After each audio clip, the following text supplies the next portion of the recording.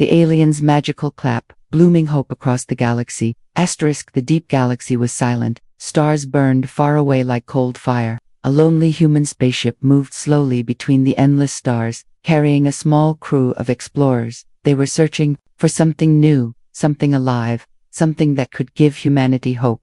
The Earth had suffered, the colonies were weak, and the humans wanted a sign that life could still bloom in the galaxy. Inside the ship, the crew sat around their glowing screens. They were tired, but their eyes were sharp. Captain Elias, a man with steady hands and calm eyes, looked at the strange signals on the radar. It was not a normal signal, not numbers, not static, not radio. It was a rhythm, two quick sounds, then silence, then two more, like hands clapping, but no human was out there, and no colony had sent such a signal. The crew listened again, and their hearts beat faster. The sound was simple, but it felt alive. It felt like someone, or something, was calling them. The navigator, a young woman named Arya, whispered, "It is like a heartbeat, but made of hands." The engineer, Tomas, laughed nervously. "Or maybe it is a trap. Maybe some machine is waiting for us." But the captain did not laugh. He felt something heavy in the silence of the ship. The clap sound was not random. It was too clear, too strong, too full of life. He gave the order, "Follow the signal." The ship changed course. It moved toward a dark planet near a dying star. The planet looked dead, covered with dust and broken ground. There were no oceans, no green forests, no shining cities, only silence. Yet the signal was stronger. The claps came louder, echoing like invisible hands striking in the darkness. The crew felt nervous, but curiosity pulled them forward. For years they had seen only empty rocks and cold moons, and now there was a sound, a call, a mystery. They landed on the surface. The air was thin, but their suits allowed them to breathe. The ground cracked under their boots, dry and lifeless. All around them were dead flowers, black and frozen, as if the planet once had gardens but now carried only graves. Then it happened. A faint echo of clapping rolled across the land, and before their eyes one of the dead flowers trembled. Its petals opened, glowing softly, alive for just a moment. Then it withered again, falling back into dust. The crew gasped. Another clap, and another flower opened. A small field lit up with sudden beauty, then quickly died back into silence. It was like the world itself was breathing with the claps. Arya bent down, her hands shaking. "It is not a trick. These flowers are real. They wake up when the sound comes." Tomas whispered, "This is impossible. Sound cannot bring life." But Captain Elias stared at the horizon, his heart heavy with wonder. The sound was not just sound. It carried something more, something beyond science, beyond human machines. It was power, but gentle, like hope, wearing the shape of music. The crew moved further, following the sound. Each time the clap came, the flowers opened. Each time silence returned, they died again. It was both beautiful and terrible. To see life born and then lost in just a few seconds. The humans felt both joy and pain. They wanted to know the source, the reason, the beings behind this power. Night fell on the planet. The stars above were sharp and cold, but the claps grew louder, closer, filling the air with strange echoes. The ground vibrated softly under their feet. The crew stood still, holding their breath. Then from the shadows a glow appeared. Tall shapes moved slowly, their bodies shining like crystal under moonlight. They raised their hands, and in the silence the humans felt the moment. The aliens clapped. The sound rolled like thunder, made of light, and the entire valley exploded with color. Every flower, every plant, every tree that was once dead bloomed at once. The air filled with fragrance. The ground turned green. Life danced in the night, alive under the rhythm of their hands. The crew stared in shock, their hearts racing. Tomas dropped his tool, unable to speak. Arya covered her mouth, tears in her eyes. Captain Elias only whispered, "This is not death. This is not danger. This is life." The aliens stood before them, tall, glowing, silent. They did not speak. They only lifted their hands again, and with the second clap, the world bloomed even brighter. The humans felt the sound, not just in their ears but in their hearts, in their bones. It was not only sound, it was energy. It was life shared through the simple act of clapping. In that moment, the humans understood. This was first contact, not with weapons, not with fear, but with music of life, with hands that could bloom flowers in the darkest soil. The galaxy was not empty, it was waiting, and hope had arrived with a clap. The humans stood frozen before the glowing figures. The aliens were tall, their bodies shining with soft crystal light. Their faces calm like water. They did not speak, yet their silence carried weight. The crew felt both fear and awe. These were not monsters, not enemies, but they were not human either. They were something older, something powerful, and their hands were the key. The captain raised his hands slowly in respect. The aliens looked at him, their bright eyes reflecting the starlight.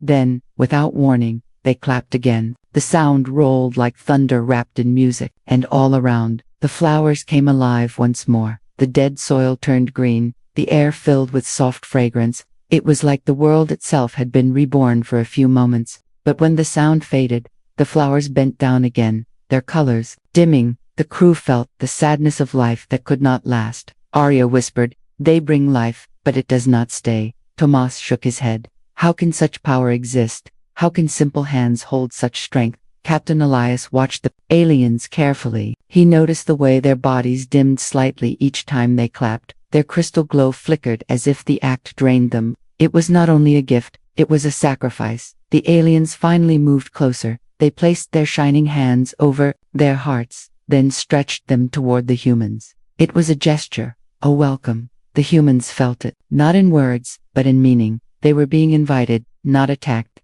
The captain nodded and took a step forward, his boots pressed into the soft soil where flowers had just bloomed. He stood face to face with the alien leader. The being clapped. Once more, softer this time. A single flower opened between them, glowing like a lantern.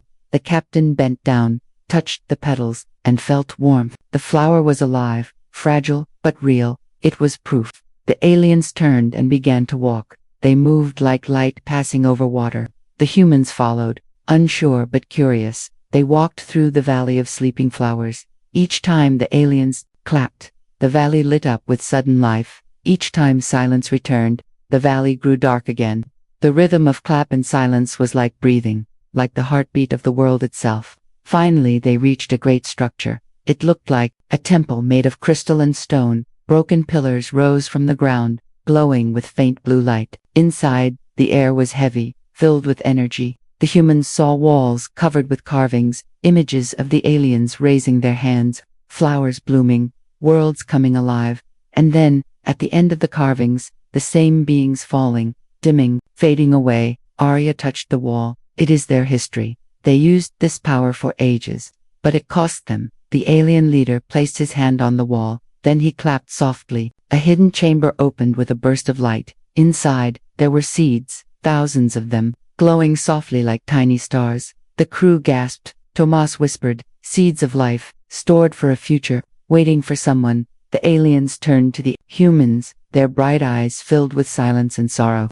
The captain understood. He said quietly, "Your world is dying. You cannot keep clapping forever." The aliens did not answer with words. Instead, the leader clapped again, but this time his glow dimmed so much that he fell to one knee. The crew rushed to help, but the alien raised a hand, refusing. It was clear, every clap gave life, but also took their strength. Their people were fading because of their own gift. The humans looked at each other, their hearts torn. This was not just a mystery, not just a wonder. It was a choice. They could take the seeds, use them to save Earth and the colonies, but at what cost? Would it mean the end of these beings, the last of their kind? Or should the humans share their own strength, learn the clap, and keep the power alive together? The captain felt the weight of command. He looked at his crew. Arya's eyes were wet. Tomas's hands trembled. Then he looked at the aliens, so silent, so patient, yet carrying the weight of sacrifice. He knew that humanity had always taken, always demanded, always spread across worlds. But this time, the galaxy was asking for something else. It was asking for a choice. The chamber glowed with seeds of life. The aliens stood weak but unbroken. The humans stood ready, their hearts filled with questions. And in the air, the sound of one last clap echoed, a sound that was not just power, not just magic, but a plea for hope. The silence that followed was heavy. The crew felt it in their bones. The choice was clear, but the answer was yet to come. The chamber of seeds glowed like a sky full of stars. The humans stood still, their hearts heavy, their minds full of questions. The aliens waited in silence, their bodies dim and fragile. Every clap gave life, But every clap also stole their strength. The choice was, before the humans, would they take the seeds and leave, or would they give something back? Captain Elias looked at his crew. He saw fear in Tomas's eyes, wonder in Arias, and hope in his own heart. He stepped forward, his voice steady. If we only take, we become thieves, but if we give, we may build something greater. The aliens watched, their glowing hands trembling. They had no words, only silence, only waiting. Elias raised his hand slowly. He looked at Arya and Tomas. Then he clapped. The sound was weak at first, only a human sound. It echoed in the chamber but carried no power. The flowers outside did not move. The seeds did not glow brighter. It was just a sound, nothing more. Arya lowered her head, disappointed. Tomas muttered, "We cannot do what they do. We are only human." But then the alien leader stood, his glow faint, his body shaking. He raised his own hands, and he clapped at the same time as Elias. The two sounds met in the air, human and alien, weak and strong, different but united, and something new was born. The chamber shook with living energy, the seeds glowed brighter than before. A wave of warmth spread through the air. For the first time, the flowers outside did not fade. They stayed alive, shining under the night sky. The crew gasped. Arya whispered, "It works. Together it works." The alien leader's glow grew steady again, not weaker, not fading. The shared clap did not drain him. It balanced him. The gift was not meant for one race alone. It was meant to be shared.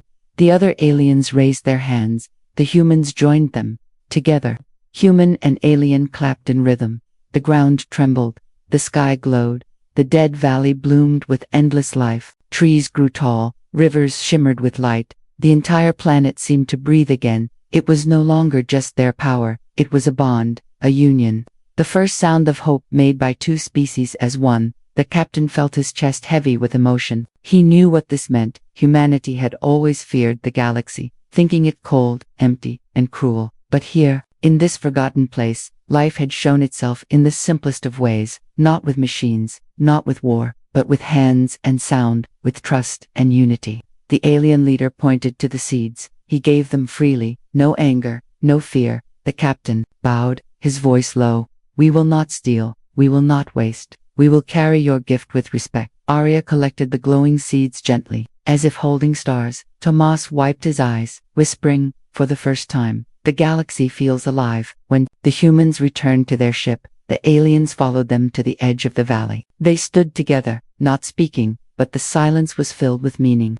The captain raised his hands one last time. The alien leader did the same. They clapped together, and the valley behind them bloomed in farewell, a promise that life would not die here. The ship lifted into the dark sky. The seeds rested safely inside, glowing like tiny suns. The crew watched the planet fade in the distance, but they did not feel sorrow. They felt hope, because they carried more than seeds. They carried a bond, a story, a gift that could bloom across the galaxy. As the stars stretched before them, Arya whispered, "Everywhere we go, we can clap with them, we can bloom life." The captain nodded, his voice steady. "Then let us bloom together, humans and aliens, across the galaxy." The ship flew on, carrying the seeds of hope behind them. The alien world glowed with new light. Ahead of them, countless worlds waited in silence. And in the hearts of the humans, the sound of the magical clap echoed forever, a sound that would never fade, a sound that would bloom hope across the galaxy.